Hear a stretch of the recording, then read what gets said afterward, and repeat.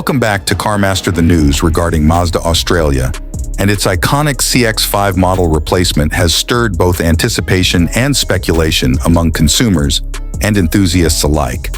While the confirmation of a successor to the beloved CX-5 brings relief to many satisfied customers, the uncertainty surrounding potential changes, including the possibility of a name change, leaves much to ponder. The significance of this transition for Mazda Australia cannot be overstated, given that the CX-5 constituted over 23% of the brand's total sales in 2023, securing its position as one of the best-selling mid-size SUVs in a competitive market.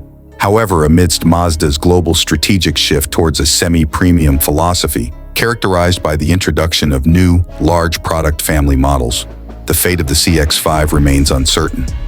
Mazda's challenge lies in integrating the CX-5 into its evolving lineup, while adhering to the brand's newfound emphasis on premium positioning with the recent introduction of models like the CX-80 and CX-90, alongside the forthcoming CX-70 and CX-60. Mazda aims to offer a diverse range of SUV options, catering to various consumer preferences.